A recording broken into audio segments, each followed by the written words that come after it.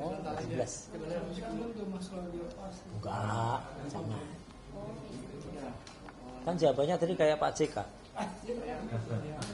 Rusuh yuk, WA saya enggak saya balas. Padahal aku enggak WA. Yang dimaksud siapa Pak? Rismon. Kan mau nyebut Rismon. Kelihatan kan? Oh, bukan Pak. Oh, Rismon. Inisialnya sama. Inisialnya sama, RS. Satunya lagi juga RS. Rizal Sadila. Dan Refri Sarun. Refri Sarun.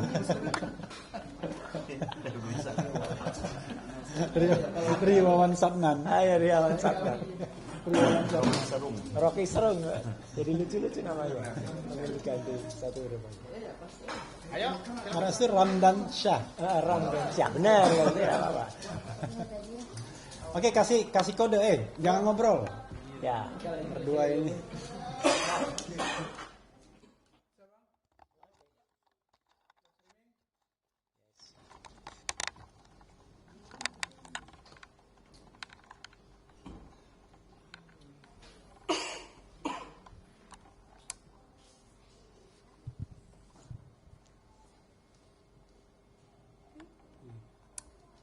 Ada dua perempuannya ya tadi ya. Ya, Mas Din. 2 perempuan 4 laki.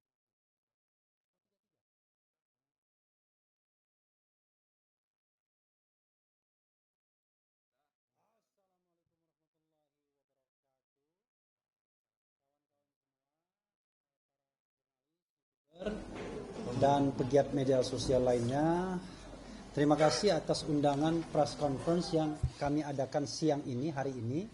Kami mau mengupdate perkembangan kasus yang menersangkakan Roy Suryo dan Dr. Tifa. Dan tadi kami sekitar pukul 10 setelah administrasi baru masuk kira-kira pukul 11 kurang, itu diterima oleh jaksa peneliti dari Kejaksaan Tinggi DKI Jakarta. Karena jaksa inilah yang kemudian akan menentukan nasib Dr. Tifa dan Mas Roy selanjutnya. Kita tahu bahwa Polda Metro Jaya sudah memberitahukan bahwa pada tanggal 17 April kemarin pada hari Jumat mereka mengatakan sudah mengirimkan berkas P19. Setelah diperintahkan untuk perbaikan, mereka kemudian menyampaikan sudah mengirimkan berkas dan sudah press conference di Reskrimum gitu ya, dari press conference ya. Nah, tetapi tadi kami mendapatkan informasi ya, itu ternyata mereka belum terima berkasnya. Jadi kalau ada yang mengatakan bahwa sebentar lagi P21 dan lain sebagainya, itu orang yang tidak tahu kabar sebenarnya. Kira-kira gitu, ngarang itu. Ngarang bebas. Kalau nggak salah pernah disampaikan oleh siapa itu? Ada yang pernah menyampaikan? Ada, namanya pakai AA. Oh, pakai AA ya, pakai AA. Nah, kawan-kawan semua, kami yang diterima tadi berlima, ya. Saya Refri Harun, kemudian sebelah kanan saya Mas Wirawan Adnan, kemudian Pak Didit Mulyanto sebagai ahli, Didit Wijayanto Wijaya, ya. Kok Didit Mulyanto? Oh, Dodit Mulyanto itu komika. Oh, komika ya. Kemudian Pak Yasena datang tetapi karena kuota terbatas tidak masuk. Kemudian Ramdan Syah dan satunya lagi siapa tadi? Sudah ya? Oh, ini ada satu kawan. Ada teman kita ya yang juga ikut tetapi sudah izin juga kan sebenarnya. Dari pihak jaksa peneliti itu ada 5 orang. 6 orang atau 5? Oh, 7 orang. Ada 7 orang. 3 diantaranya wanita. Jadi buat para wanita, ibu-ibu sekalian, kawan-kawan semua yang perempuan, kami mengucapkan Hari Kartini ya, hari ini. Ya. Hari lahir Kartini ya. Dan pada kesempatan itu kami membacakan secara lengkap apa yang kami sampaikan sebagai sebuah keberatan dalam proses penanganan kasus ini. Akan kami sampaikan nanti highlight-nya dan hal-hal lainnya. Tetapi kami sangat senang sekali dengan pihak Kejaksaan Tinggi DKI Jakarta dan kami mengapresiasi karena mereka mau menerima kami dan kemudian mendengarkan apa yang kami sampaikan penuh dengan dalam lembar yang nanti saya akan bacakan highlight-nya. Dan mereka juga welcome. Mereka mengatakan bahwa mereka bekerja berdasarkan SOP. Dan kemudian yang paling penting adalah mereka menerima apa yang kami sampaikan dan akan mempertimbangkannya, mereka akan mendiskusikannya. Dan mudah-mudahan ini adalah kabar yang baik karena apa yang kami sampaikan ini sangat memperkuat posisi Mas Roy dan Dr. Tifa. Oke, saya akan sampaikan highlight-nya. Surat ini tertanggal Jakarta 21 April 2026 hari ini ditujukan kepada Kepala Kejaksaan Tinggi DKI Jakarta untuk perhatian asisten pidana umum pada Kejati DKI Jakarta. Jadi komunikasi kami kepada Aspidum ya. Perihalnya adalah permohonan untuk beraudiensi dari tim penasihat hukum Roy Suryo dan Dr. T. Fauzia Tiasuma dalam kurung Troya. Jadi Troya itu kami ya. Troya itu Tifa Roy's Advocates ya, mengenai keberatan atas pelanggaran KUHAP yang dilakukan oleh penyidik dalam proses penyidikan. Nanti kita kasihkan ini, nggak apa-apa ya. Nanti kita kasihkan. Kemudian yang menandatangani surat ini 4 orang, saya Refli Harun, kemudian Wirawan Adnan, ini koordinator litigasi Troya, Ramdan Syah, penghubung dari Troya juga, penghubung dengan Kejaksaan Tinggi, dan Kombes Pol Purnawirawan Yaya Satya Negara yang juga tim Troya yang juga tim lawyernya Mas Roy Suryo. Seluruhnya merupakan advokat ya, tergabung dalam tim Troya.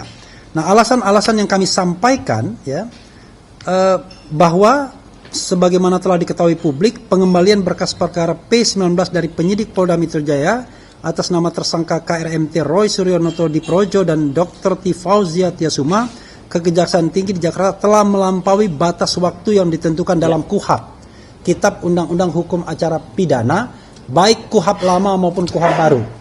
Tadi kami tidak mendapatkan kepastian apakah Kejaksaan Tinggi menggunakan KUHAP lama atau KUHAP baru dalam memproses kasus ini. Berdasarkan pasal 361 huruf A, digunakan KUHAP yang lama. Tapi berdasarkan azas lex favorio, di mana kami juga ada perbedaan pendapat sedikit, itu bisa juga digunakan KUHAP baru. Dan ternyata Kejaksaan Tinggi tidak menegaskan apakah dia menggunakan KUHAP lama atau KUHAP baru. Tapi yang jelas, mau KUHAP lama maupun KUHAP baru, batas 14 hari untuk mengembalikan berkas yang harus diperbaiki itu sudah terlewati. Kami mendapatkan konfirmasi, kawan-kawan semua, bahwa berkas pertama kali disampaikan oleh penyidik pada tanggal 13 Januari 2026. Pada tanggal 20 hari, 7 hari setelah berkas diterima, itu sudah P18, berkas dinyatakan tidak lengkap P18. Lalu pada hari ke-13, yaitu pada tanggal 26 Januari, which is ulang tahun saya, ya, itu berkas dikembalikan ke penyidik Polda Metro Jaya. Kami berasumsi bahwa Polda Metro Jaya harus menerimanya selambat-lambatnya pada tanggal 27 Januari 2025. Karena kalau lebih dari 14 hari akan dinyatakan P21 dan bisa dilimpahkan ke persidangan. Karena itu oke lah, tanggal 13 diajukan, kami berasumsi tanggal 14 mereka terima. Maka dari tanggal 14 sampai dari tanggal 22 dari tanggal 14 dari tanggal 27 ya sampai hari ini Tidak ada sama. ya, tanggal 21 April di mana mereka belum menerima berkas perkaranya, itu lampaunya waktu itu sudah 2 bulan lebih. Hitung sendiri. Dari tanggal 27 Januari, kita berasumsi jatuh temponya 27 Januari, itu bisa dihitung 27, 28, 29, 30, 31 ditambah bulan Februari, ya kan? Bulan Maret, karena sekarang bulan April 21. Jadi sudah lebih dari 2 bulan, padahal batas toleransinya adalah 14 hari untuk memperbaiki berkas. Kenapa penting ada time frame seperti itu? Tadi kita sampaikan yang namanya hukum formil dan material. Jadi formilnya itu adalah hukum acara, materialnya adalah hukum yang diterapkan untuk menersangkakan. Itu sama pentingnya, ibarat two side in one coin. Jadi dari satu mata uang, dua sisi dari satu mata uang yang sama-sama penting. Melanggar hukum acara harusnya berakibat batal demi hukum, null and void. Melanggar hukum materialnya atau menggunakan pasal semau-maunya juga harusnya kemudian membuat kasus ini tidak layak untuk diteruskan. Nah, itu Ini mata uangnya. ini mata uangnya.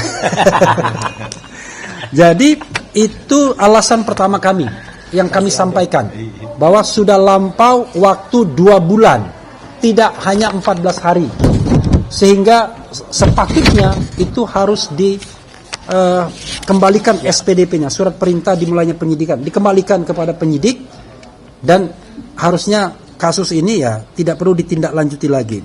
Selain batas waktu, kami juga mempermasalahkan soal restoratif justice yang diterima oleh Egy Sujana, Damai Hari Lubis, dan Rismon Hasiholan Sianipar. Ini nothing personal, ini semata-mata demi penegakan hukum. Terutama yang kami soroti adalah restoratif justice yang diterima Rismon Sianipar. Kenapa begitu? Karena Rismon seperti halnya Mas Roy dan juga Dr. Tifa dikenakan pasal 32 ayat 1 dan pasal 35 Undang-Undang ITE yang versi pertama, yaitu Undang-Undang nomor 11 tahun 2008 dengan ancaman hukuman itu 8 dan 12 tahun penjara. Berdasarkan ketentuan KUHAP yang baru, kalau ancaman hukumannya di atas 5 tahun tidak boleh mendapatkan restoratif justice. Itu syarat objektif yang tidak boleh dilanggar.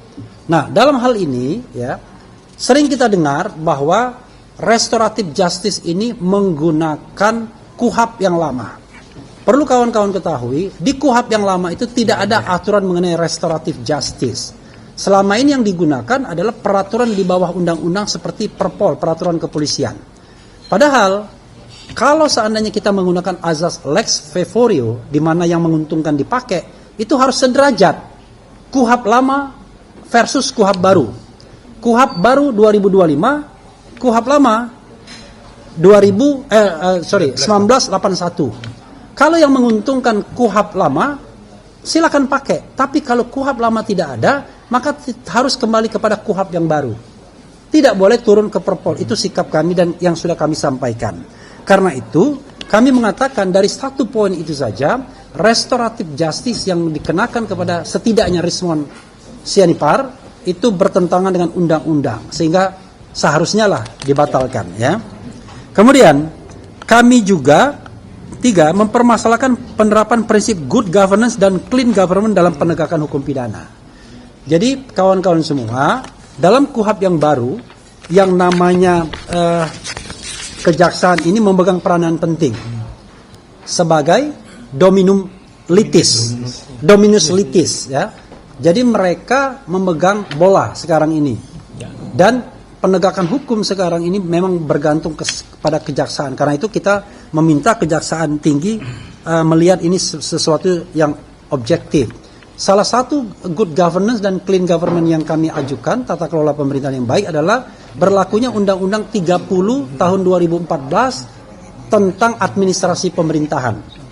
Di mana salah satu pasal yang bisa kita acu adalah pasal mengenai diskresi atau discretional power. Kan selama ini sering dikatakan juga oleh penasihat Kapolri bahwa praktek yang melampaui 14 hari itu udah biasa katanya.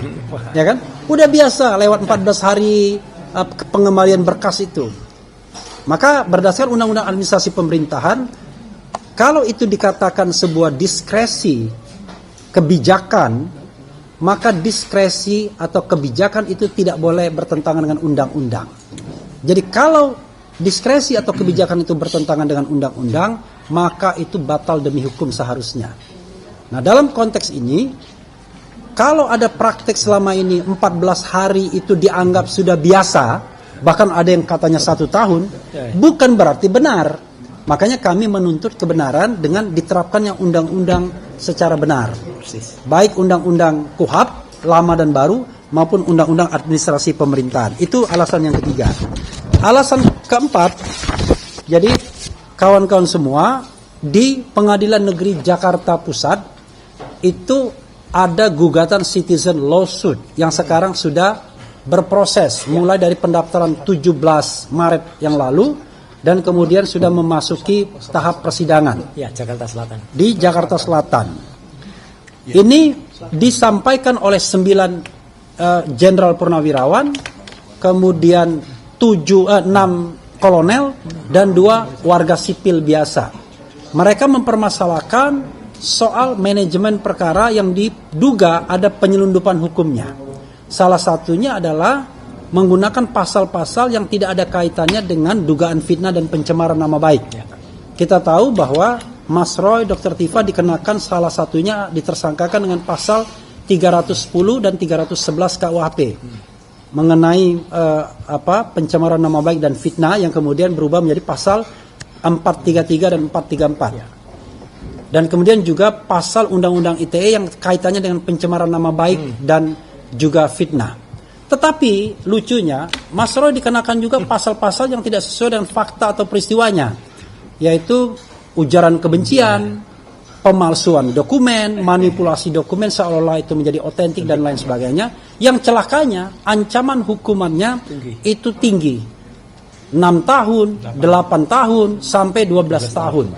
Dan ini biasa dalam praktik untuk bargaining position agar kemudian sewaktu-waktu bisa ditahan. Nah, dengan adanya gugatan citizen lawsuit ini, kami berharap bahwa proses di kejaksaan setidak-tidaknya harus ditunda sampai kemudian ada putusan yang berkekuatan hukum tetap. Karena kalau gugatan ini dikabulkan, maka seharusnya lah proses penyidikan harus diulang dan tidak boleh lagi menggunakan pasal-pasal yang kita duga sebagai penyelundupan hukum.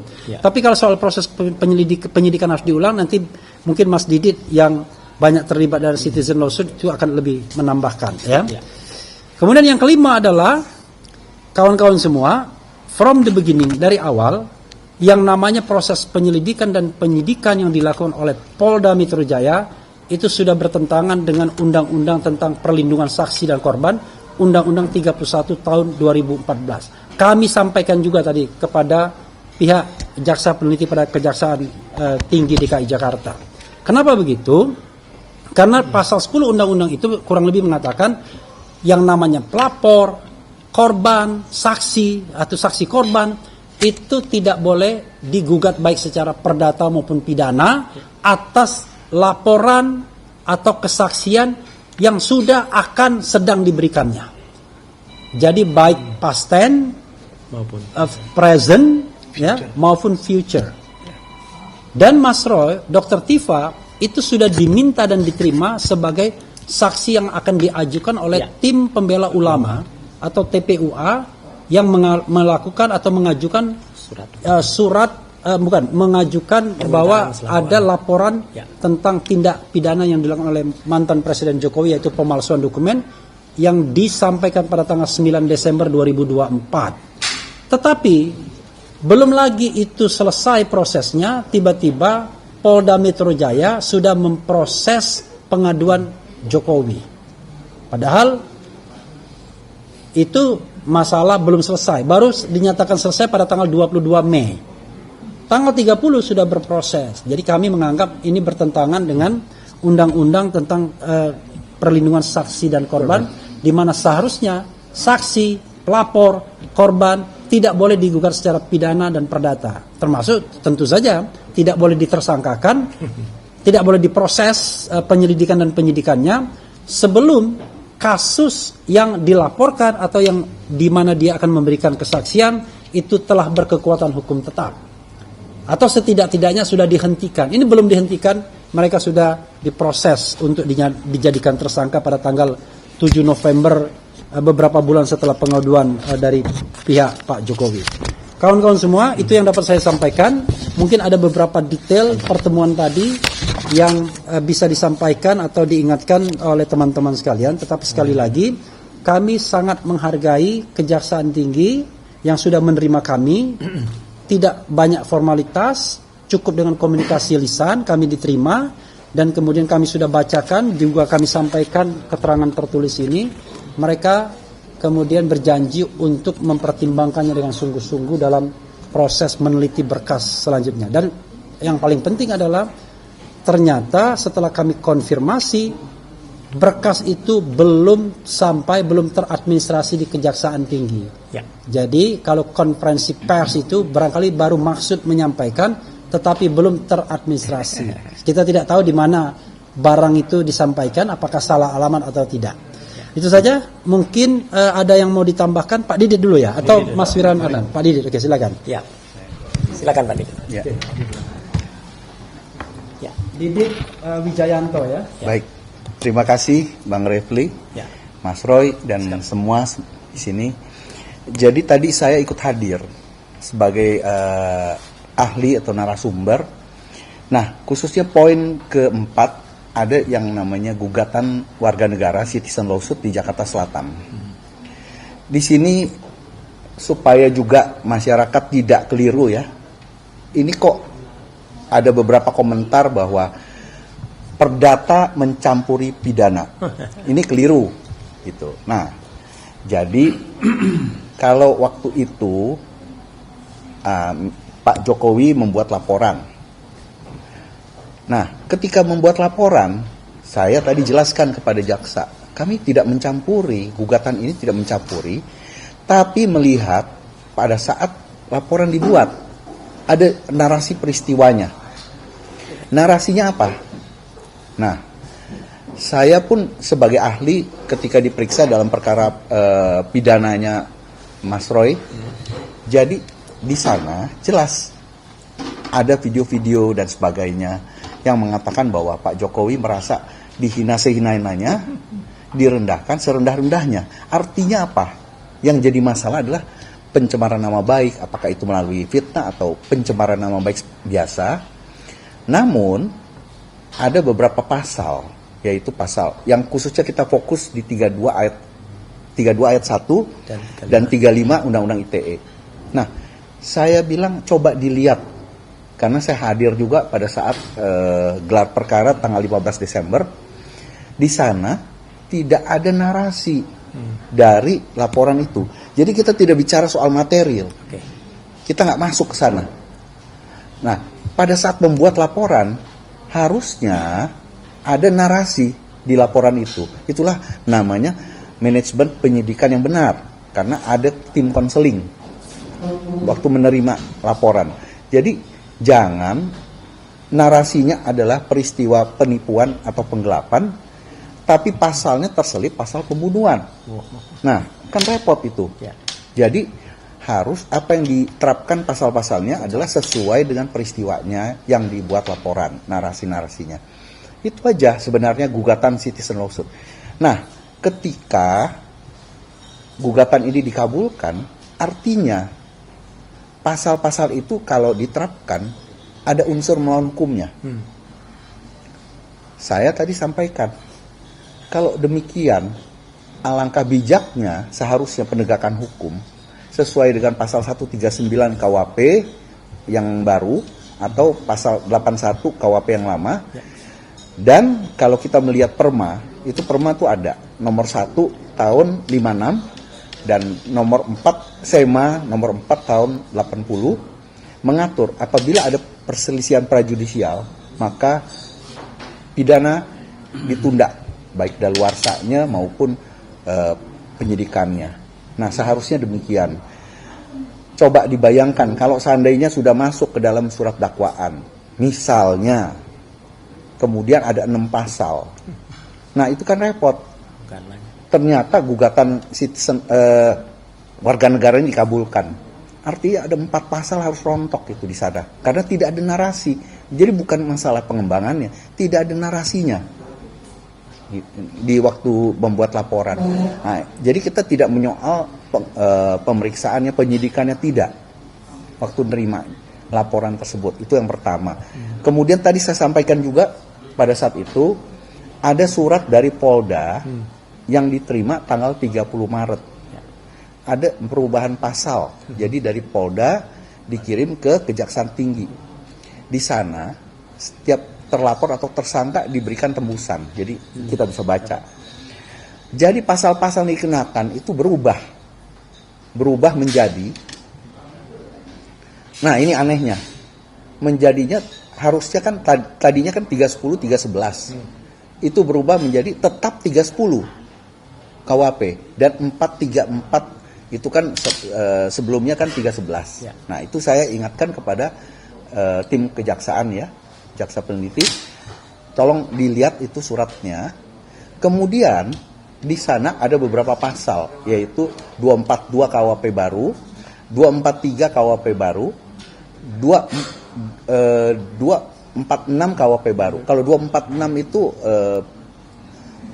perubahan dari pasal 160 KUHP. Tapi 242 itu adalah pasal di mana ujaran kebencian secara offline, 243 secara online, cyber. Nah, 243 ini seharusnya menjadi perubahan dari pasal 28 ayat 2 Undang-Undang ITE. Nah, di sini menarik. Kita temukan dari tim Troya menemukan, kemarin kita saling berdiskusi.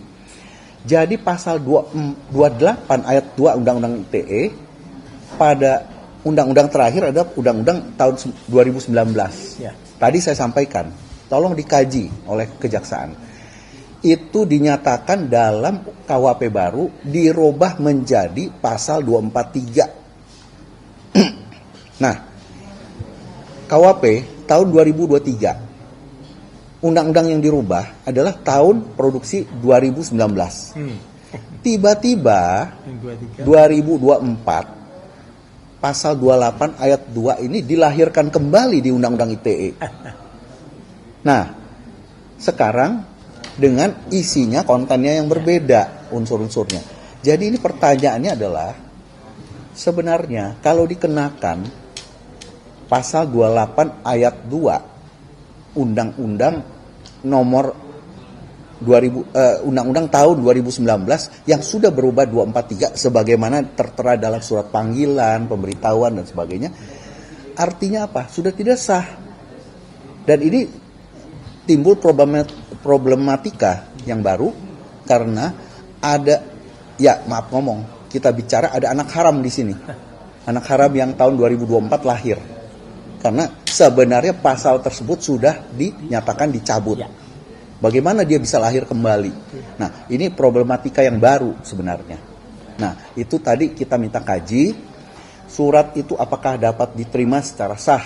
Kemudian dari teman-teman juga mengingatkan, dan pihak kejaksaan syukurlah memberi respon yang baik ya, bahwa mereka akan sesuai SOP dan mengikuti pedoman-pedoman yang harusnya mereka ikuti.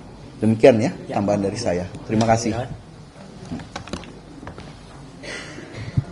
Nanti kalau nggak mengerti tanya ya, biar ada klarifikasi. Silakan Mas Irawan Adnan. Terima kasih. Jadi pada pokoknya itu tadi kami itu diterima oleh jaksa peneliti.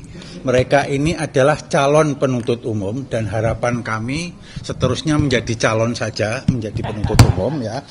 Nah, perlu diketahui kawan-kawan bahwa pengendali perkara ini atau dominus litis tadi yang telah disebutkan oleh Mas Refli itu adalah jaksa peneliti ini layak dan tidaknya perkara ini disidangkan. Yang meneliti adalah mereka ini yang tadi bertemu dengan kami. Nah, kedatangan kami itu maksudnya adalah memberi pendapat hukum bahwa perkara ini pada dasarnya tidak layak. Tidak layaknya itu indikatornya itu ada beberapa yang penting, antara lain melampaui batas waktu. P19-nya itu ketika diberikan petunjuk seharusnya dikembalikan dalam waktu 14 hari. Tadi disampaikan oleh Mas Refli lebih dari 14 hari, bahkan lebih dari 60 hari. Jadi menurut pendapat kami inilah indikator sebetulnya tidak layak disidangkan, no case ya, sebetulnya penyidik itu no case. Jadi pengendali perkara ini adalah bukan penyidik, cuma hanya yang ingin kami sampaikan adalah pengendali perkara ini adalah jaksa peneliti. Kalau menurut penelitian mereka ini perkara tidak layak, ya dikembalikan. Nah, tadi kedatangan kami mengisyaratkan bahwa ada keyakinan itu ya untuk dikembalikan, dan tadi juga Mas Didi juga menyampaikan bahwa perkara ini juga antara lain kalau tidak dikembalikan adalah untuk ditunda, karena menurut asas prejudicial gesel tadi ya, dan atas dasar asas ultimum remedium, kalau ada perkara itu perkara pidana itu adalah obat terakhir, solusi terakhir. Perkara perdata harus diselesaikan lebih dulu, dan saat ini sedang ada perkara perdata perihal yang sama di Pengadilan Negeri Jakarta Selatan dan juga di Pengadilan Negeri Surakarta yang masih belum memperoleh kekuatan hukum yang tetap. Begitu. Terima kasih, Mas Revo. Oke, silakan Ramdan mungkin mau nyampaikan sesuatu? Tambahan nggak? Cukup.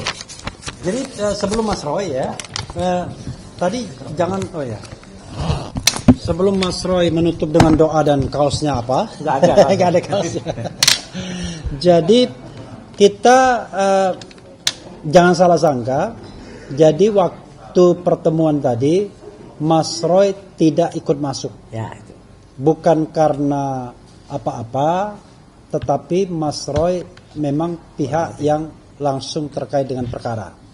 Kalau kami advokat ini penegak hukum, jadi advokat berdiskusi sama jaksa, sesama penegak hukum itu sesuatu yang tidak dilarang.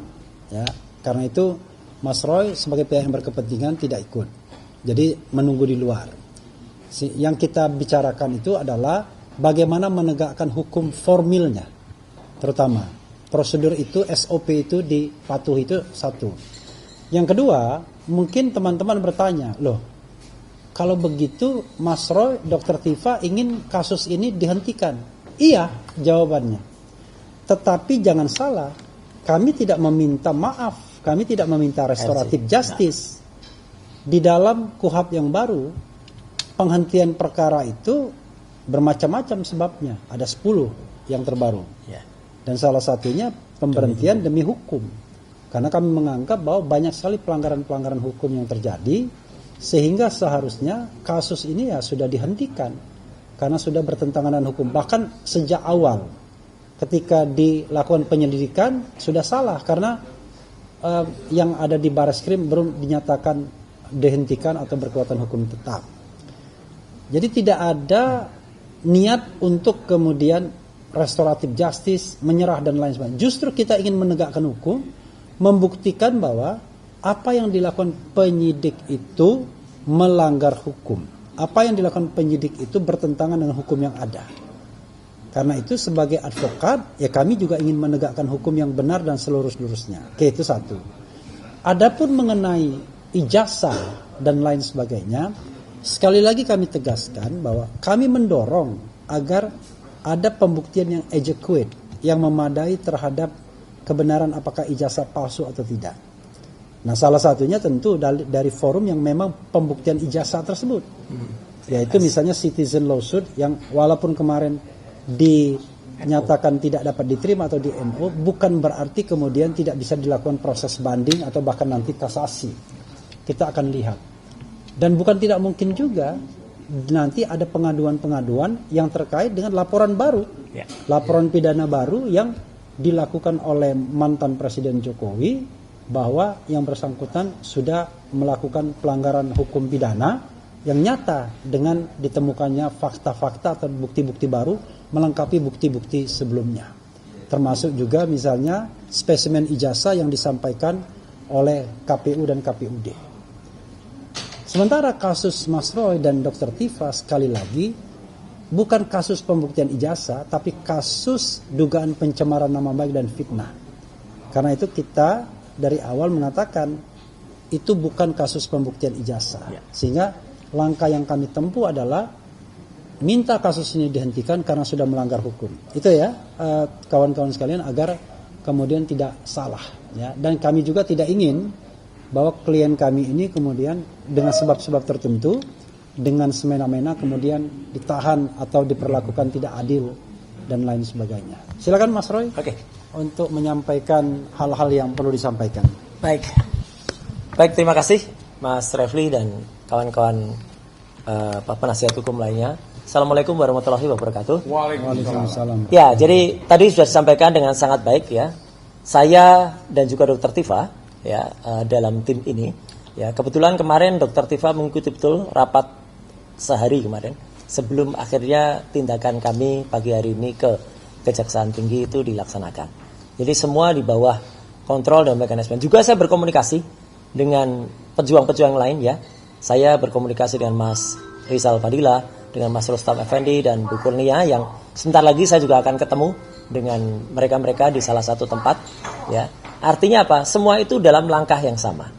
Dan hari ini kita benar-benar membuat Kejaksaan Tinggi DKI Jakarta itu senafas dengan peringatan Hari Kartini hari ini. Kenapa senafas dengan Hari Kartini? Tahu nggak, Hari Kartini itu namanya siapa? Namanya Harum. Ya, kan ada di lagunya tuh. Harum namanya. Jadi hari ini kita membuat Kejaksaan Tinggi itu harum namanya. Karena apa? Supaya tidak ada celometan macam-macam, supaya tidak ada tuduhan macam-macam. Oh, itu ngapain itu? Roy Suryo datang kirim-kirim WA segala. Kami tidak kirim WA kayak gini nih. Assalamualaikum Pak Yadi, TB saya Arif, insya Allah kami masih silaturahmi. Enggak, kami enggak kirim kayak gini. Ini WA ke Pak JK. Oh, oke. Ya, oleh Arif dan 7 temannya, ada dokter. Kok ada gambar saya di sini? Enggak, ini gambarnya live Oh, ini. beda lagi.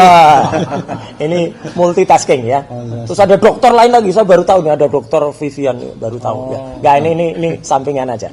Kami tidak secara ceroboh mengirimkan semacam enggak. Kalau kemarin nih sekaligus koreksi dikit ya. Kalau kemarin Pak JK sempat Roy Suryo juga kirim, saya nggak kirim. Nah, itu ya. Itu Pak JK ingin mengucapkan respon, tapi kemudian munculnya nama saya. Nggak apa-apa, santai aja. Tapi artinya kita sangat hormati dan kita sangat apresiasi pihak Kejaksaan Tinggi DKI yang sudi menerima tim dari kami. Ada 5 orang tadi kuasa hukum dari kami yang datang dan berkonsultasi dengan sangat baik. Dan inti yang diperoleh itu tadi. Sampai dengan detik tadi, ya artinya itu sudah hari Selasa. Padahal kita dengar semua kan, minggu lalu hari Jumat tuh ada yang itu sudah dikirim. Wow, sudah P21 kalau di Sebentar lagi akhir April. sebentar lagi ditahan. Itu kalau orang yang ditranslasikan otaknya kayak gitu itu ya. Sama di translasi sama dirotasi. Enggak ya, sama sekali enggak. Jadi kita hormat, kita mengapresiasi langkah dari Kejaksaan Tinggi. Dan tadi juga beliau mengapresiasi langkah kita di dalam mengajukan keberatan-keberatan yang ada, karena itu sesuai dengan undang-undang. Undang-undangnya begitu, ya. Jadi kalau ada sekian hari itu terima, sekian hari itu harus nanti balik lagi, harus terbit SPDP baru atau tidak, atau ditolak, atau nanti P19 mati istilahnya, atau nanti berhenti di situ. Ya itulah hukumnya begitu. Tidak seperti ada, oh itu biasa kok, ada yang sampai setahun. Penasihat apa loh? Kalau penasihat korpsnya kayak gitu ya korpsnya rusak. Kalau penasihat ahlinya sukanya mundur-mundur kayak gitu. Ya, jadi sekali lagi langkah dari tim kuasa hukum Troya hari ini ya, dan juga sudah atas sepengetahuan juga dari tim kuasa hukum saya di tim yang lain ya. Ini sesuai dengan apa yang ada. Kami tetap ingin membuktikan kepalsuan 99% ijazahnya Jokowi. Itu clear ya. Tidak ada yang namanya Roy Suryo, Dr. Tifa, Rizal Fadila, Rustam Effendi dan Kurnia Triwani nyerah meminta pengunduran. Enggak. Ini demi hukum. Jadi kalau perkara ini harus berhenti demi hukum, misalnya apa? Sudah terlalu mengembang. Hari ini saya dengar pada saat yang sama Pak JK juga sedang melakukan konpres dengan teman-teman ex pejuang Poso dan lain. Ya itu hak beliau. Karena beliau benar-benar waktu itu berjuang untuk mendamaikan kita. Kok malah ada orang-orang kayak Ade Armando, ya, kemudian si siapa itu yang diusir dari Rakyat Bersuara itu, si janda itu ya, Abu Gosok itu ya, itu kemudian yang dilaporkan, silakan kalau itu dilaporkan ya. Tetapi kemudian kita dan itu kalau semakin meluas, maka memang negara harus ada. Negara harus hadir kalau perkara ini semakin meluas dan memang sengaja diperluas ya.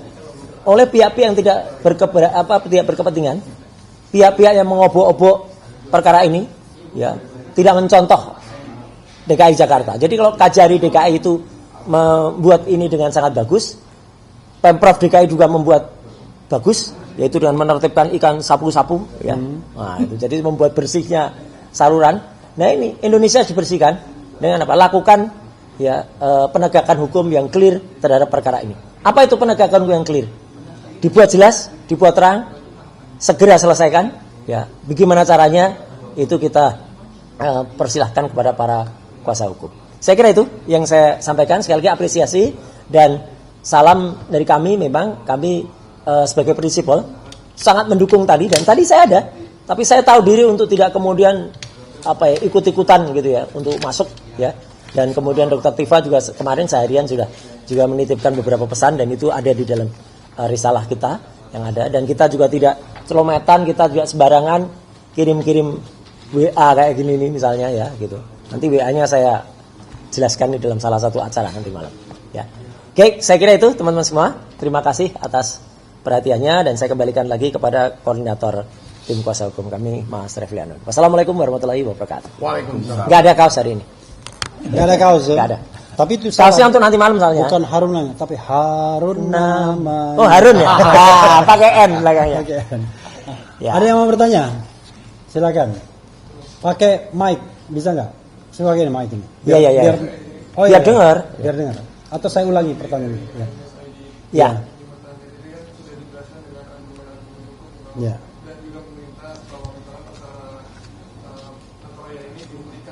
Ya. Demi hukum.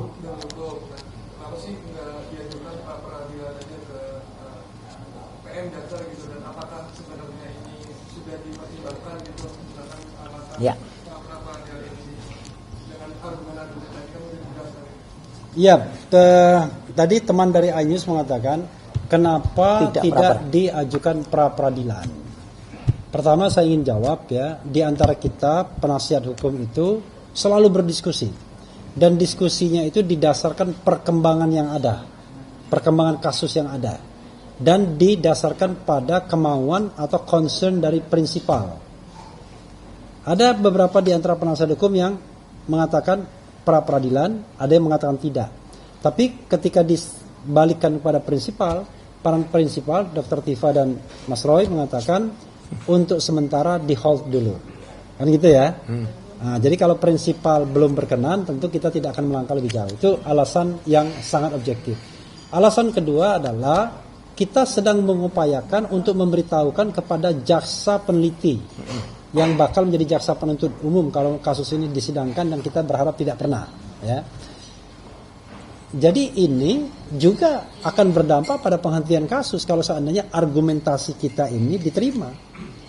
Kita tidak perlu repot-repot sidang kalau kasus ini kemudian tidak dilimpahkan ke pengadilan, kan begitu.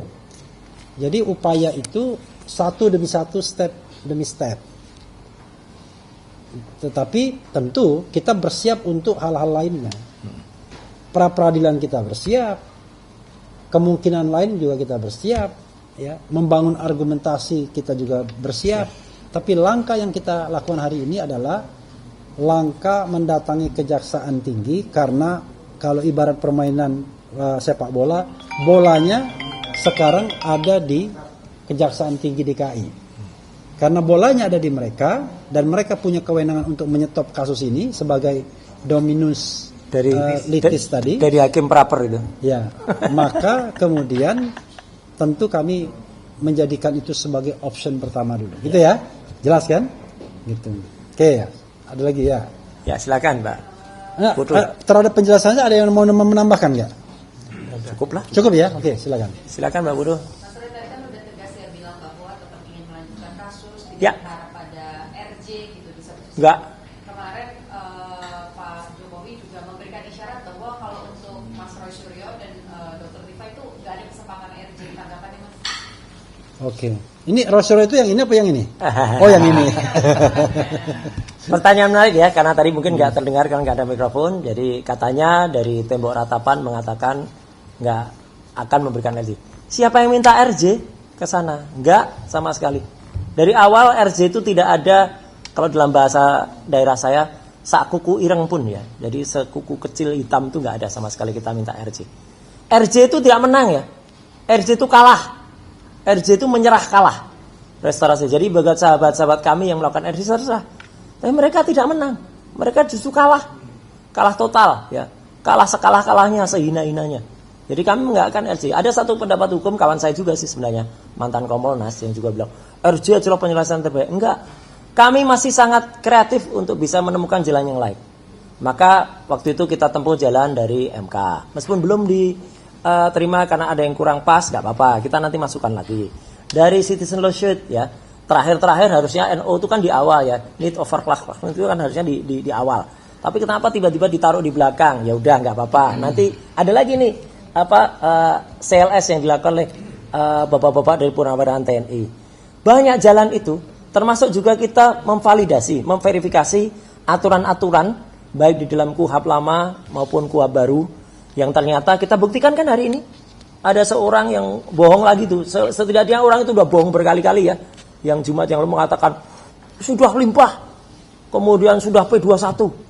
Loh, kok P21 yang berkehendak melakukan P2 yang berwenang melakukan P21 saja tadi mengatakan kami belum menerima berkasnya kok. Kok yang sana sudah memastikan P21 itu gimana gitu loh. Jadi artinya kita itu menerapkan hukum itu dengan benar, dengan detail. Kenapa saya sedikit tambahan? Kenapa tidak kami melakukan praper ya atau pra peradilan? Praper itu hanya salah satu langkah. Dan praper itu pilihan ya, tidak mesti harus praper.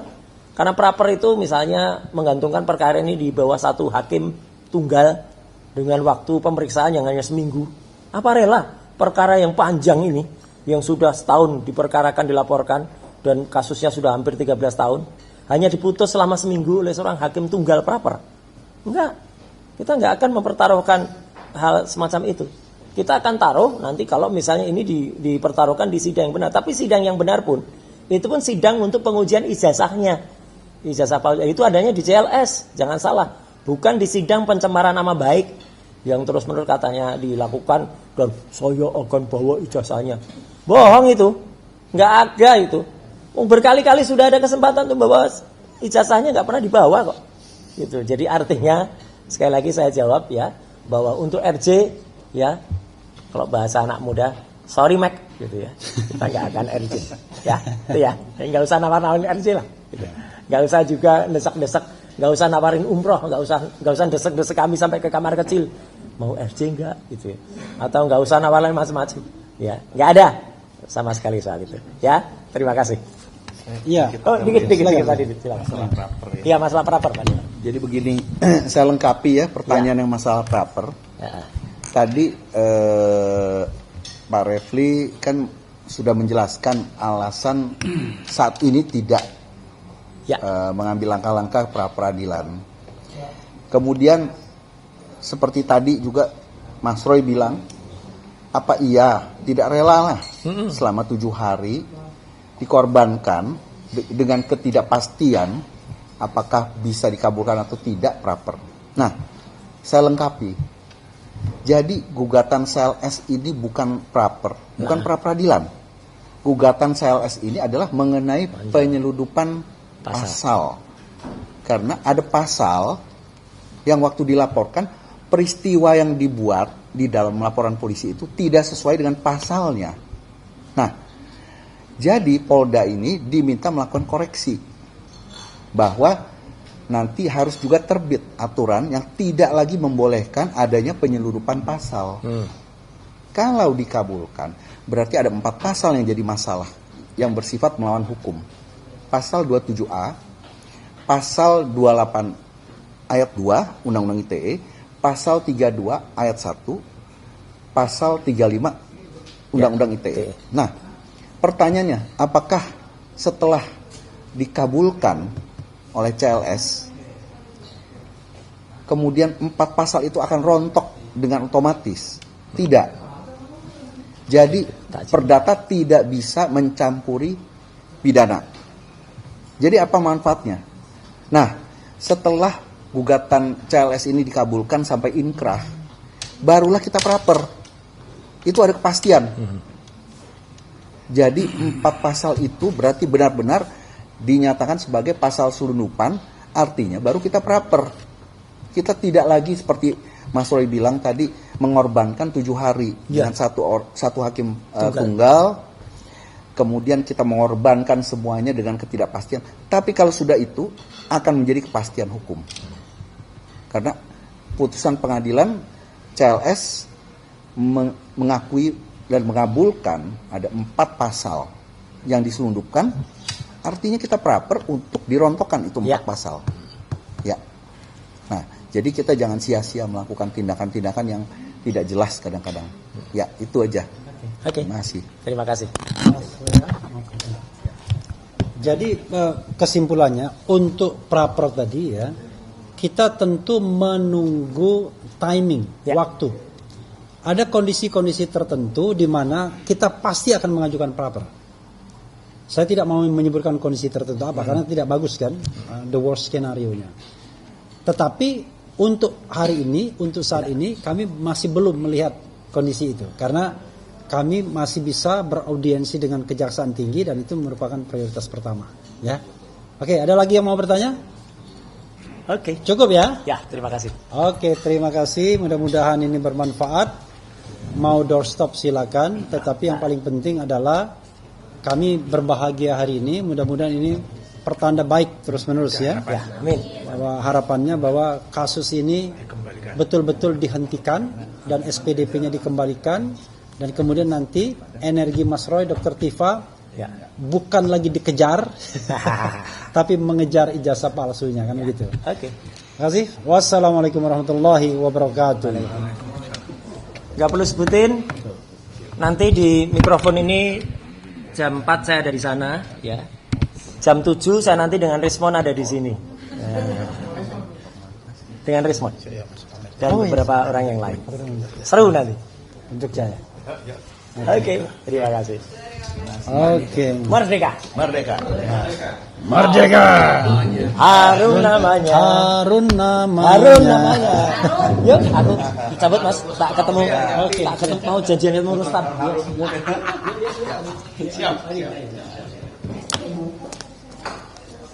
Ini kalau mau butuh ya untuk dilihat silakan. Satu tapi bisa